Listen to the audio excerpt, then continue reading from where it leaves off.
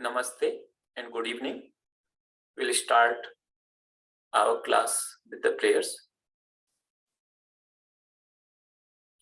Om Gurur Brahma Gurur Vishnu Gurur Devo Maheshwaraha Guru Sakshat Parabrahma Tasmai Shri Gurave Namaha. Om Sahana Vavatu Sahanao Bhunaktu Sahaviryam Karvavahai Tejasvinavadhitamastu Ma Vidvishavahai. Om Shanti Shanti Shanti. Now we'll chant Mahamrityunjaya mantra 3 times to pray for those who are in distress, who are in suffering. Om Trayambakam Yajamahe Sugandhim Pushtivardhanam Urvarukam Iva Bandhanam Mrityor Mukshiyamamrutat. Om Trayambakam Yajamahe Sugandhim Pushtivardhanam Urvarukam Iva Bandhanam Mrityor Mukshiyamamrutat. Om Trayambakam Yajamahe Sugandhim Pushtivardhanam Urvarukam Iva Bandhanam Mrityor Mukshiyamamrutat. Om Shanti Shanti Shanti.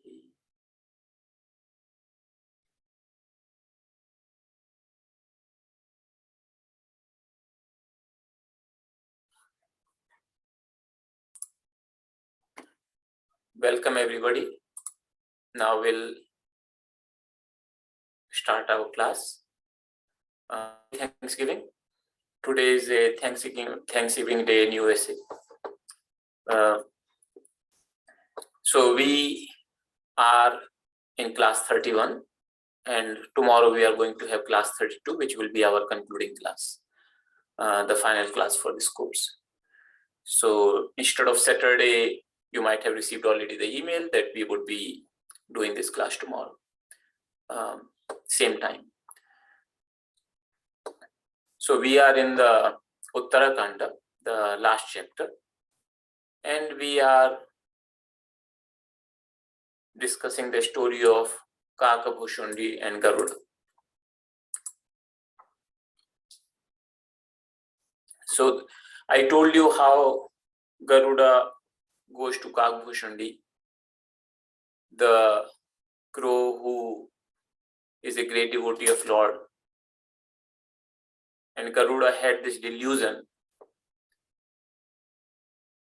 and about the divinity of Lord Rama, because he was tied in a snake noose, just like an ordinary person would get tied. So garuḍa got doubt whether he indeed is the Lord or not. So his doubt, because it did not go away by reasoning, Lord Shiva sent him to Kaka-bhushundi. And one thing which garuḍa found was that the moment he entered into his ashram, his doubts just resolved. He got such a clarity, such a clear thinking, and he was so surprised to see the effect of the environment.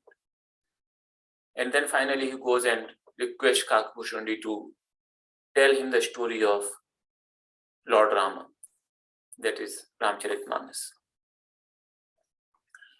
So Kaka-bhushundi tells the story. garuḍa is very happy to listen to the whole story.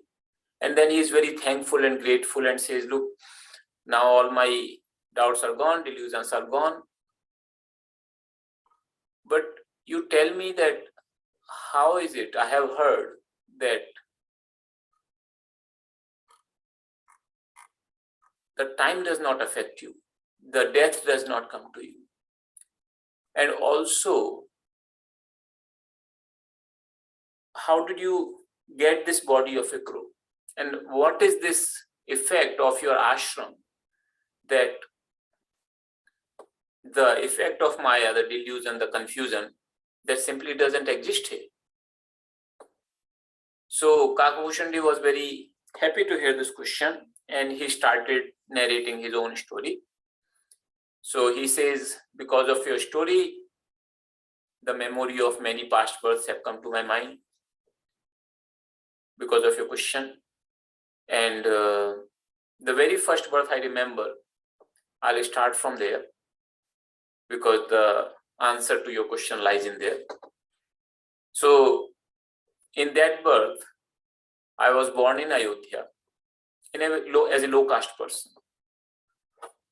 Even though I was born in Ayodhya, I did not have the devotion towards feet of Lord Rama. I did not understand the importance of this holy city. But I did have some affection for Lord Shiva, but at the same time, in my haughtiness, I hated Lord Vishnu and his incarnations like Lord Rama and people who worship Lord Rama. So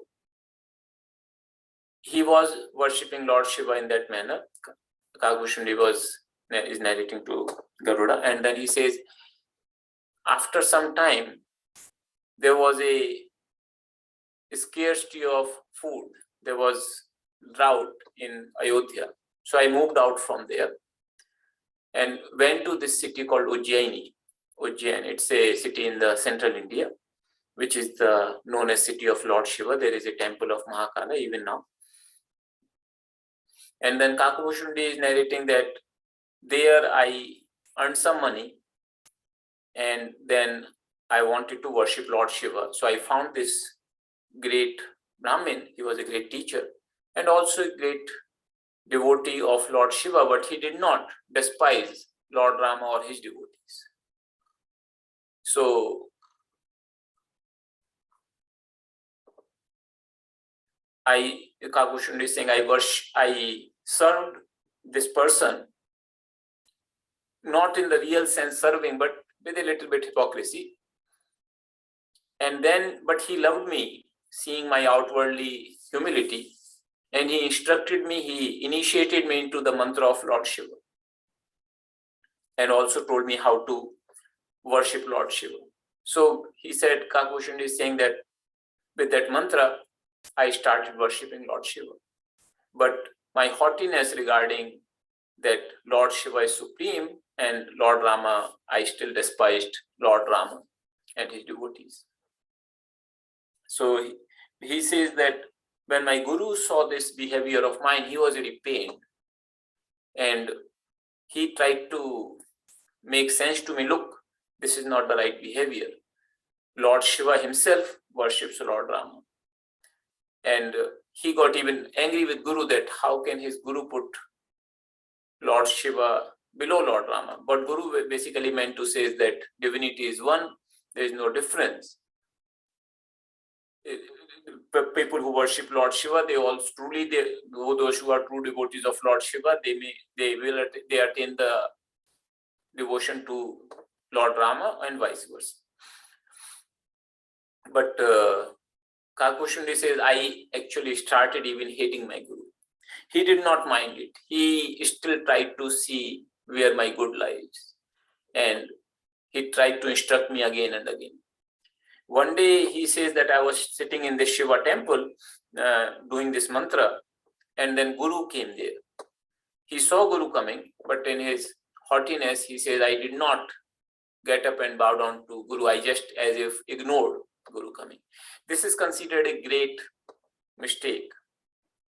And Guru did not mind, but Kaka-bhushundi is telling Garuda that Lord Shiva could not tolerate this mistake of disrespecting one's Guru. So there was a voice which cursed Kaka-bhushundi. The voice said that, oh fool, you are sitting like a python without moving, even when your Guru came, and you should become a snake. And you should go through these multiple base, births for 1,000 times. So like that, Lord Shiva cursed Kaka-bhushundi. But when Guru heard that, he felt a great agony and pain. He also saw Kaka-bhushundi trembling with fear. So he starts praying to Lord Shiva. And then Lord Shiva was pleased with him and he says, look, it is because of your Maya people are deluded. So you should not be angry with them. Now please do something that this person, your curse becomes a blessing for him. When Lord Shiva saw so much love in the heart of Guru, he was pleased. He said, look,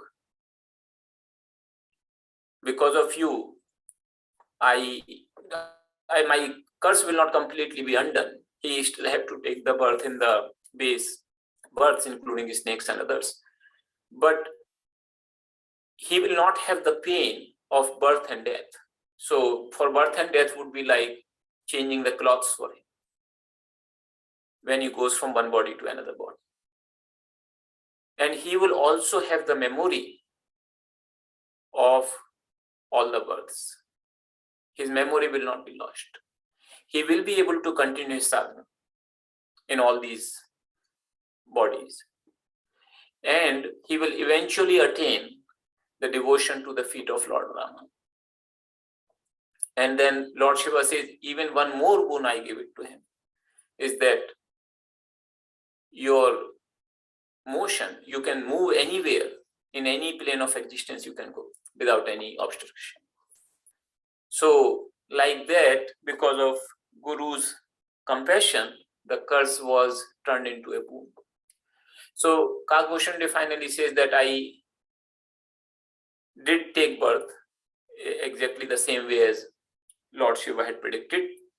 And after many births, I was born as a human being in a Brahmin, as a Brahmin, which is considered one of the great births.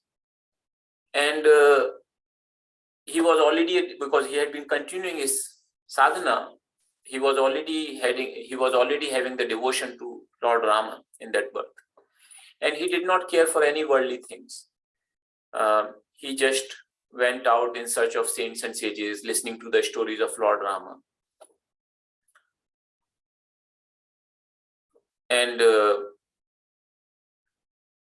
slowly the desire in him grew to see the feet of Lord Rama, to actually behold the form of Lord Rama physically. So he would go to many saints and sages and ask them, how can I see Lord? And they would give him the teaching that, look, God is everywhere. He is in your heart. He is immanent in the whole universe. You have to realize him in your heart. And he did not like this impersonal God.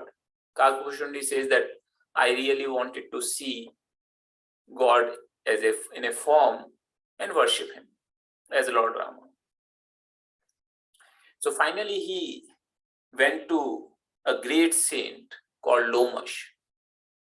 So he approached that saint, bowed down to him. Saint says, okay, my child, what brings you here? And he tells that I have great desire to see Lord Rama, to worship Lord Rama.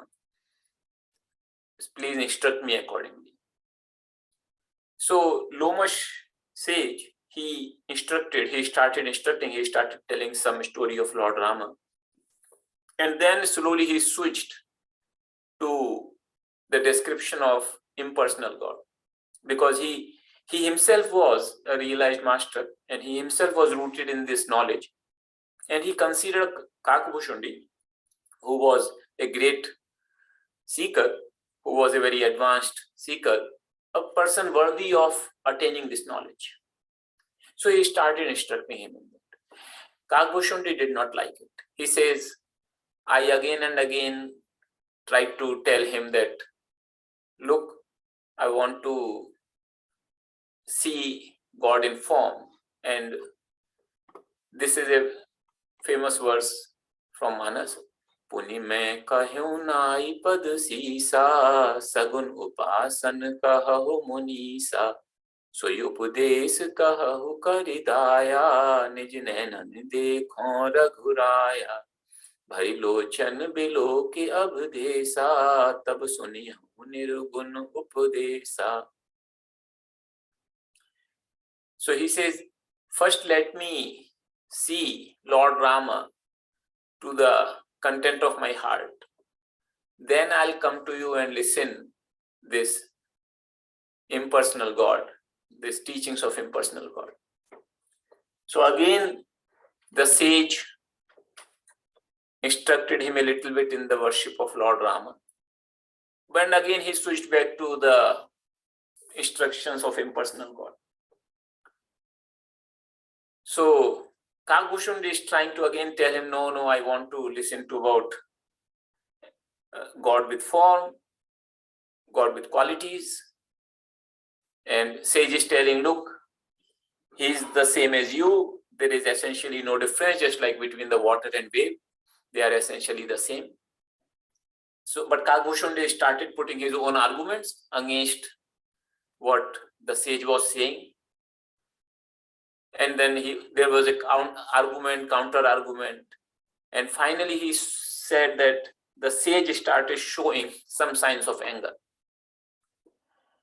And Kaka-bhushundi, even though he was instructing and telling Kaka-bhushundi that this is the supreme knowledge and this is what I'm instructing you, Kaka-bhushundi is not accepting, he is arguing back.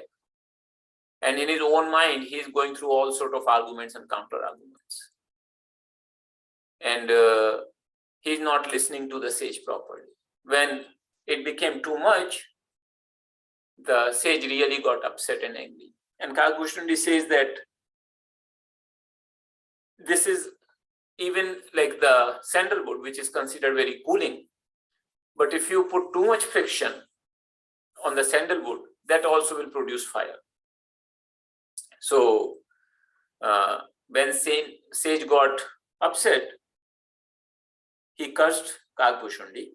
He said, "Oh fool, you are so much attached to your own point of view that you are not even listening to what I'm telling you. You are afraid of any other perspective other than yours, just like a crow does not accept the other thing. So you are behaving like a crow, you become a crow." And Kaka-bhushundi, because he was so devoted to feet of Lord Rama, he did not take any offense on these words of the sage. He just bowed down to the sage. He immediately turned into a crow, as per the curse of the sage. And he bows down to the sage. And just keeping the Lord Rama in his heart, he, in his very happy mood, he flied away. And then here is Lord Shiva is telling Parvati, "Uma je Ramacharan rat, bigat kam mad krodh, nij prabhu mein dekhain jagat, kehi san karahin virodh." Oh Parvati, those who are devoted to the feet of Lord Rama, those who are beyond the lust, pride and anger, for such people, the whole world is the form of their Lord. So whom will they find enmity with? Whom can they harbor the animosity against? So Kaka-bhushundi was unaffected despite sage giving this curse. When he is telling Garuda, when he is telling the story, look, this is not the fault of the saint, because in every heart my Lord Rama is sitting and he is causing the people to have different thoughts. So he wanted to test my devotion. In order to test my devotion, he made this sage's intellect, or his mind, he turned the sage's mind in such a manner that he would curse me. But when I was unaffected, I did not get any anger or helplessness as a result of this. Then again, my same Lord Rama, he changed the mind of the sage, and the sage felt very remorseful when he saw Kaka-bhushundi like this. And he understood that this person is not an ordinary person, he is truly a very great devotee of Lord Rama. So then he again calls him back. And sort of in an apologizing manner, he tries to console Kaka-bhushundi, Sage Lomash. And he gave him then very happily the mantra of Lord Rama. He also gave him his ideal as the Rama as a baby or a small child. And he told how to worship. When the Kaka-bhushundi heard the whole process, he felt so happy because that's what he had come for in the first time. And then he asked Kaka-bhushundi to stay sometime in his ashram, Sage Lomash, and he told the whole story of this Ramacharitamanasa, the whole story of Lord Rama. When Kaka-bhushundi heard the story of Lord Rama, he was so happy. He felt so blessed. And Sage Lomash said that, look, I got this story of Lord Rama from Lord Shiva, and I have told it to you. And after that, the Sage Lomash, as if to counter the effect of his curse, he gave him so many blessings. He told, look, by my grace, the devotion to Lord Rama in your heart will ever be there. You will never lose devotion to the Lord, to the feet of Lord Rama. Not only that, it will be increasing day by day. May you be dear to Lord Rama. May you be the abode of all the divine and good qualities. May you be completely free from pride. May you be able to have any form at will. May you have the decision on yourself when to give up the body. Nobody can cause the death to you unless you yourself wish it. May you be the full of knowledge and detachment. And not only this, whichever place you stay, your ashram, the whole area in that place, the effects of Maya will not be there. No sorrow will come to you which can be caused by time or karma or any other source. You automatically, the different play of Lord Rama will become available to you. They will automatically manifest in your heart. Many people, they meditate for years and years to understand a little bit of it, but you will get all this knowledge without any effort on your part. Whatever desire arises in your mind, you would find it easy to fulfill. So many blessings, so many boons the sage gave to him.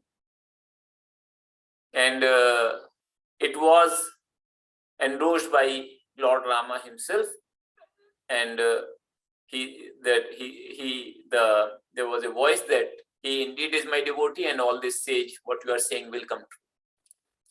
So finally, after some time, he takes leave of Sage Lomash, and then he comes to this ashram of his own. So that's why he said that I got this body of crow because of this reason, but since I got the devotion to Lord Rama in this body, I have retained this body. I don't want to change this body, even though I can change to any form.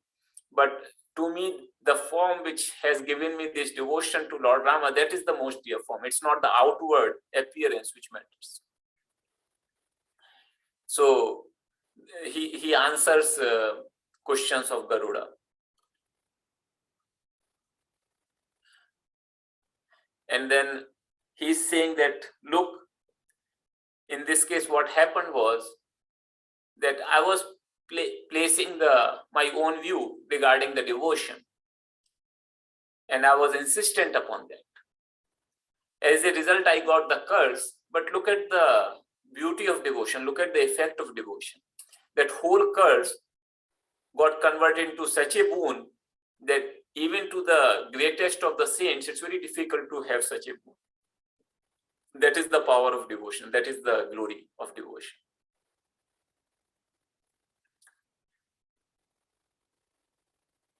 So when Kaka-bhushundi tells Garuda this thing, Garuda was very happy to hear this story, that how he got the body of a crow, how there is no effect of time on him because he has the boon of giving up his body by his own will, so that death cannot touch him. And also how his ashram is free from the effect of Maya, free from the effect of ignorance. Then Garuda says, "O sage, if you don't mind, I want to ask you one question. All the saints and sages and the scriptures, they have extolled the glory of knowledge. And they say that nothing is it's very difficult to attain. The same knowledge the saint was preaching you, that sage Lomash was preaching. But you instead did not accept that. You played again and again your own view of devotion. So how come you did not accept that? And what is exactly the difference between knowledge and devotion, Nyana and Bhakti? Please tell me in some detail." So Kaka-bhushundi says, "Oh Garuda, your question is very beautiful. So let me just tell you in short that there is truly no difference between devotion and knowledge. Why? Because both are capable of removing all the sorrows of this world. Whatever sorrows a person may experience, both devotion and knowledge, both are capable of removing all the sorrows of a person.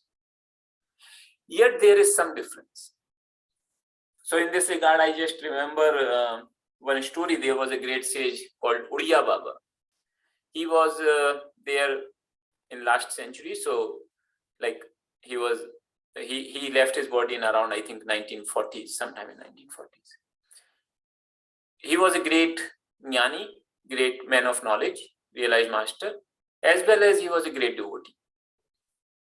So there were two persons, and they came to ask him a question.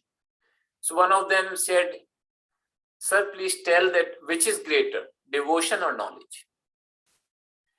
This person who was asking the question, he had the favorable view of devotion. So sage very calmly answered, "My child, devotion is greater." So this person was very happy. The other person who was sitting, he was more given towards the knowledge path. So he was surprised when he heard this answer from the Uriya Baba. So he asked, "Is that so? Is that really so? Is knowledge not great?" So Uriya Baba gave a beautiful answer. He said, "For a person of knowledge, this question will not even arise, that which is greater, which is small." So here Kaka-bhushundi is, because he has a little bit, he wants to put down the path of bhakti, path of devotion. He is giving the answer accordingly. So first he is saying that there is truly no difference, but yet there is some difference, as saints and sages tell about it. So first difference, he says, it's a little bit of a play on words. So he says that Nyana, the knowledge, the word in Sanskrit. So Nyana, Viveka, Vairagya, the detachment, the discrimination, all this which make the part of knowledge, they are all masculine in character. So these are all in Sanskrit grammar. If you go, they are all masculine words. The Nyana, Viveka, Vairagya. So he says that Maya or ignorance, or the avidya, the ignorance, that is feminine. So he says that man is stronger, it is true, yet he succumbs to the charm of a woman. So, but on the other hand, bhakti, which is the word for devotion, that is also feminine word. So he says that the strange thing is that a woman is never enamored by the beauty of another woman. So bhakti, followers of bhakti will not get entrenched into Maya. So it is a little bit of a play on words, because in actuality it's not always the case. And he says that bhakti is, even though both are belong to Lord, bhakti and Maya, but bhakti is like,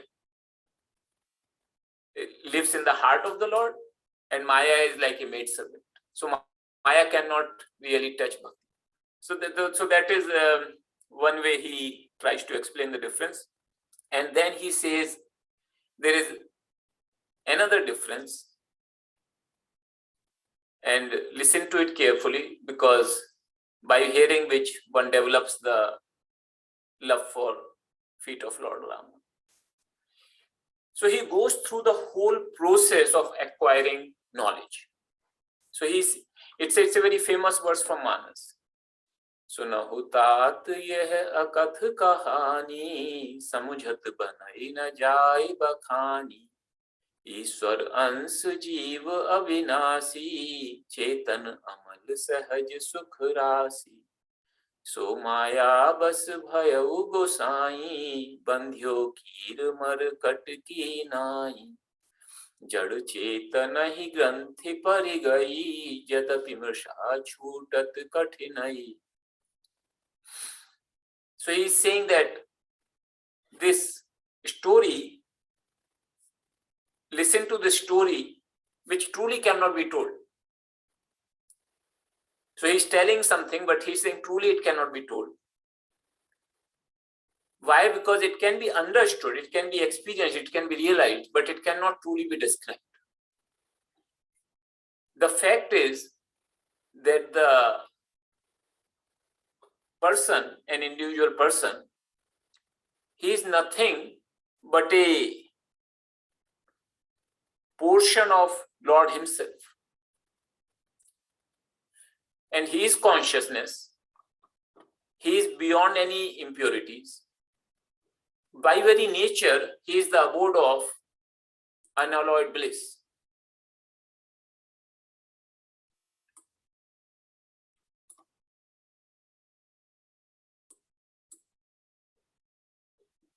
And yet he becomes, when I'm saying he here, it's for any individual person. It's not to be taken as masculine only. So he comes under the influence of Maya, despite being the part of God, despite being non-separate from God, despite having the consciousness, purity, and the natural bliss as his own nature. He comes under the influence of Maya. How does he come under the influence of Maya? Is Maya more powerful than God, that he is a part of God and by his nature he is free from any impurities? So then he gives two examples. No, he gets tied like a parrot or a monkey. So in India, there's a way to capture monkeys and the parrots. So the way they capture monkeys is, they would take a pot, typically a clay pot, and they will dig it into the ground, fix it in the ground. And the clay pot naturally is, the way it is made is that the neck of the clay pot, the mouth, that is narrow, and the body is big, like a pitcher. And they put some fried grams in the pitcher, clay pitcher. Now this fried grams is something which attract the monkeys. Monkeys like that food. So a monkey comes there, he puts his hand into the pitcher, gets hold of the fried grams. And now because he has taken the fish, he tries to pull it out the fish, and neck of the pot is narrow, he cannot pull out the fish. So he does not give up the grams. He cannot pull out the fish. And finally, monkey gets caught. So here, if you look at, truly who is tying the monkey? Who is binding the monkey? It's his own foolishness, so to speak. The grams cannot tie the monkey. The pot cannot tie the monkey. That's just the foolishness that I must have these grams. If he just gives up those grams, he would be free. But he cannot. He is not giving up those fried grams, and he's not leaving that place. Even though if he sees a person coming to catch him, he is still not doing that, and he gets caught. Similarly, the parrot, the way they capture the parrots is that there is a sort of a string on which there is a hollow pipe kind of thing. And that hollow pipe will rotate on the string as its axis. And there is some food which a parrot can have when he sits on that hollow pipe. So like that they arrange the system. So when parrot sees the food, he comes, sits on the pipe. The moment he lands on the pipe rotates. And parrot goes upside down. But he, out of his fear, as if he will fall down, he holds that pipe. And then person comes and catches him. Parrot cannot be bound by this because, truly speaking, he can fly. There is no fear of, but he, at that moment, he apparently forgets and himself holds on to the pipe. So he says it is the same way that people are, even though they are tied by the Maya. As if there has become a knot has been tied between the consciousness and inertness. And even though this knot truly does not exist, yet it becomes very difficult to untie this. And when a person gets more and more involved in the world, he finds even more difficult to untie this knot. Even though the scriptures have provided many means, the person tries them, and most of them find that knot has not been untied, as if it has become more complicated now. So then he says that when this kind of combination comes by God's grace, then maybe it gets untied. And then he gives a very long list of what kind of combination. So he starts with, one should start, like there is a faith is like cow. So he gives a long metaphor for attaining the knowledge. And he says when all these factors come together, then maybe one attains the knowledge and knot is untied. And he says that this path of knowledge, it is like the edge of a sword. It's quite likely that one may fall from it. Only one who can walk on this path without falling, he attains the supreme state of realization, which is very difficult to attain, extremely difficult to attain, as you already said. And but he says the same realization, same liberation, same this kaivalya, state of kaivalya, that automatically comes to a person who is devoted to Lord Rama. That person does not have to desire for it. Without even desiring, he doesn't care for the liberation. He doesn't care for realization. He just loves Lord Rama. And the devotion to Lord Rama, he automatically gets it even without desiring.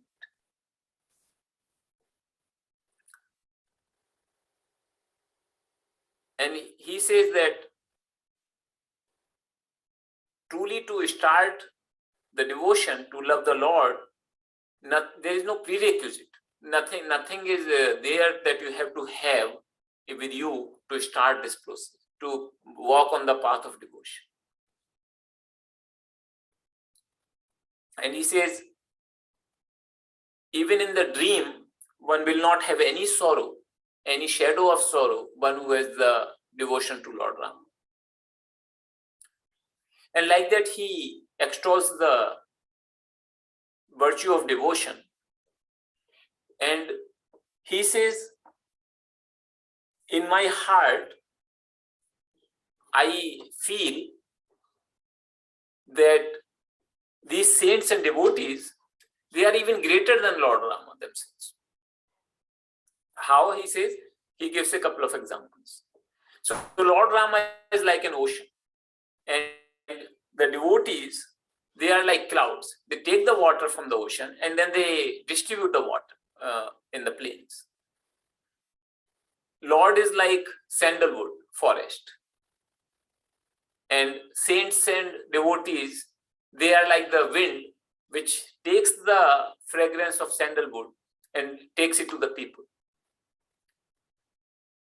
And he says that the objective of all the spiritual practices, it is the devotion to the Lord. That is not attained by anybody without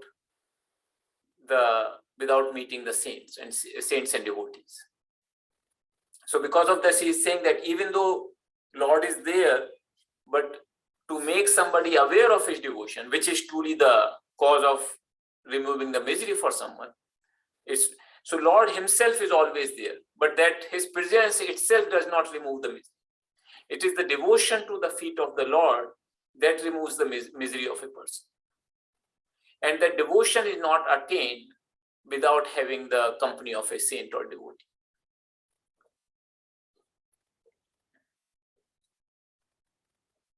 So after this,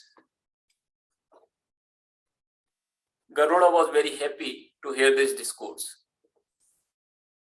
And he is asking that now if you finally I have like these 7 questions. If you can answer me these 7 questions. So there is a verse here. Puni sab prem boleu khagrao, jo krupal mohi upar bhau, nath mohi nij sevak jani, sapt prasna kahu bakhani, prathamahi kahu nath mati dhira, sabte durlabh kavan sarira, bad dukh kavan sukh bhari, so sanchepahi kahu bichari, sant asant maram tum janahu, tin kar sahaj subhav bakhanahu, kavan punya shruti vidit bisala, kahu kavan agh param karala, manas rog kahu samujhai, tum sarvagya krupa adhikai. So this is the last episode of question and answer in Manas. And this is very famous known as 7 questions episode, because Garuda asks 7 questions to Kaka-bhushundi. And first question is, he says, which body is the most difficult to attain? Then second question, he says, what is the biggest sorrow, greatest sorrow, and what is the greatest happiness? Then he says, the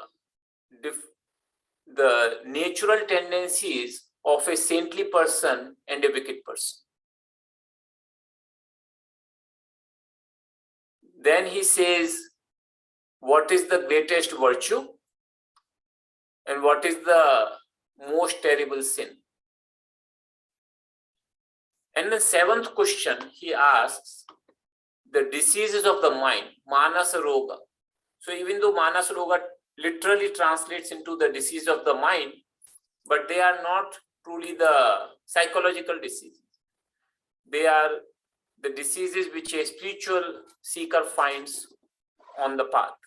Like, and then Kaka-bhushundi will tell more about it. So these are the 7 questions. Many commentators have spoken in very great detail on these 7 questions. So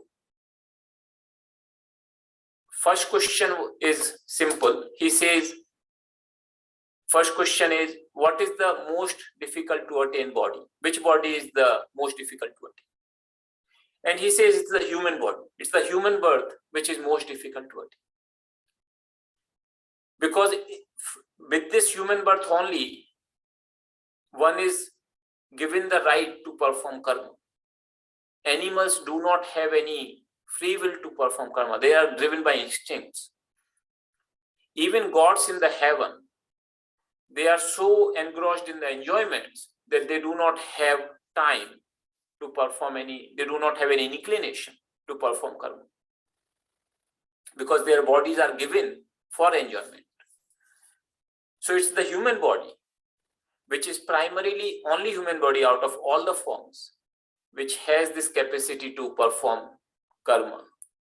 And because of that, one can go to heaven, one can go to hell, one can attain liberation, and one can attain the devotion to Lord's feet in this body.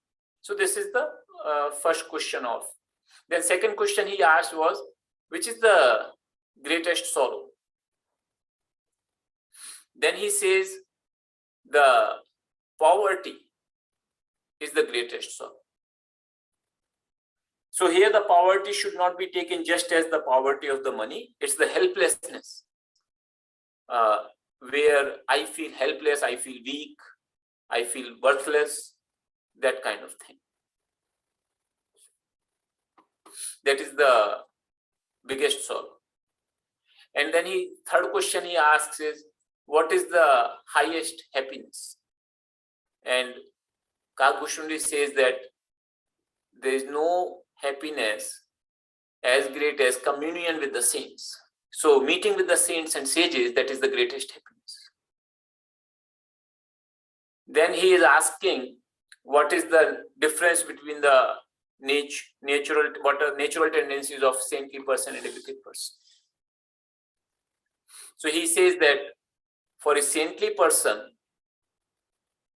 to do good to others, to serve others, to help others through their body, mind, and speech, that is their natural tendency.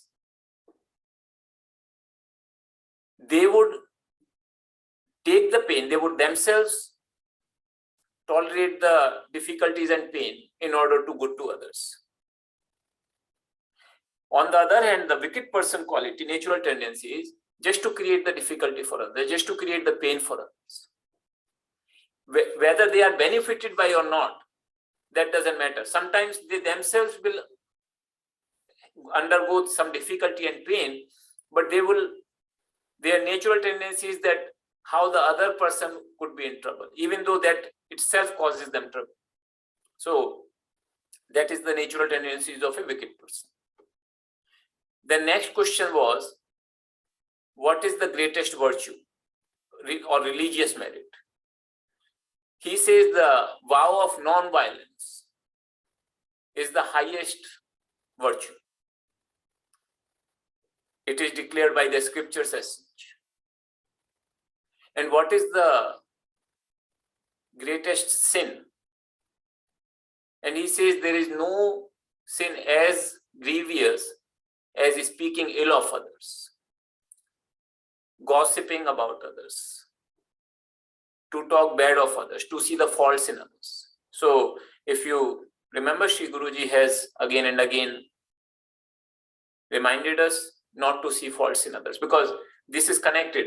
When you see the faults in others, you will talk about it, or if you talk about it, or if you listen about it, you will start seeing the faults in others. So like that, he finishes these first 6 questions. Now he describes the Manas Roga, the 7th question, which is considered the most important question, is what are the ailments of the mind or related to mind. So we will see this question in the next class, and also I'll give you a summary of the whole story of Ramacharitamanasa. So tomorrow is our final and concluding class, and I'll tell this about this 7 questions as well as the story of, in a very gist, the story of Manas. So I just want to discuss one question from the last class which I received in the email. So these verses I had discussed in the last class.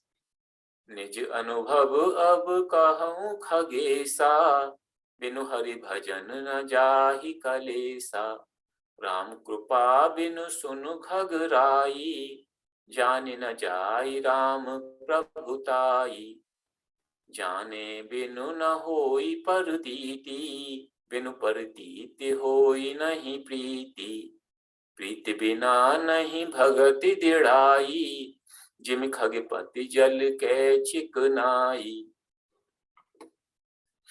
So here Kaka-bhushundi, while telling Garuda, he is saying that this I tell you by my own experience, that without devotion to Lord, the sorrows do not go away. Without worshipping Lord, the sorrows do not go away. But without His grace, it is not possible to know the Lord's greatness. And without knowledge, without knowing the greatness, I had explained that you do not see the things as they are. Like, in the other words, people perceived Lord Rama as an ordinary human being instead of perceiving him the Lord himself. Because of that, so that the word here is partiti, which literally means appearance, like how do you perceive the things. But here some books have translated as faith, because without the knowledge, faith is out of question. So in other words, like, if you do not know about it, you will not have faith that this truly is Lord Rama and he truly can give me the freedom from all sorrows. The devotion to him can give me the freedom from all sorrows. So without that faith, one does not develop the love for the Lord. Benu partiti hoi nahi priti. Priti is the love for the Lord. So without faith, there can be no love. So people who perceived Lord Rama as an ordinary human being, they naturally got confused and they could not develop love for Lord Rama. Then he is saying that Priti bina nahi bhagati didai. Without love, the devotion will not be firm. Just like he gives an example, the lubricity produced by water. So jal ke chiknai. So jala means water and chiknai means the lubrication. So he's saying that, so this expression has been explained by commentators in 2 different ways, or I should say more than 2 different ways, but two ways I'll tell you. So one is that when you wet something with the water, like our own bodies, it seems as if smooth, like as if there is some sort of a lubrication. But that goes away as soon as the water dries up and it actually becomes dry.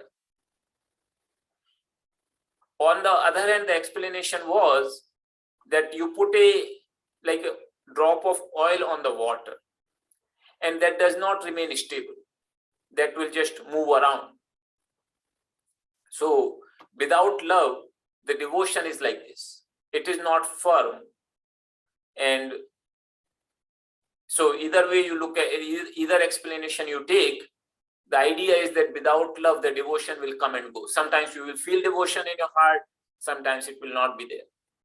So this is the sequence. Kaka-bhushundi is telling Garuda that that's how one attains the freedom from all sorrows. So because the question was asked to explain this thing in a little bit more detail, so that's why I took up this topic. If there are any other questions or comments, please feel free to share.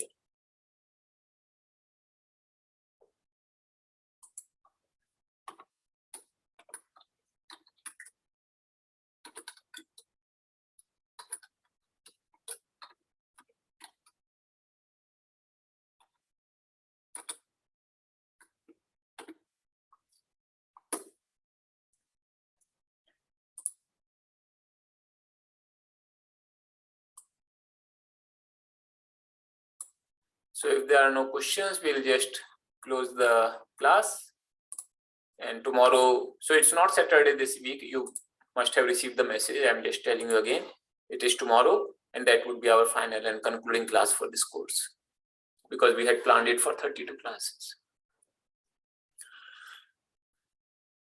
Sarve bhavantu sukhinah, sarve santu niramaya, sarve bhadrani pashyantu, ma kaschid dukkha bhag bhavet. Om Purnamadaha Purnamidam Purnat Purnamudachyate Purnasya Purnamadaya Purnameva Vashishyate. Om Shanti Shanti Shanti. Thank you. Thank you all.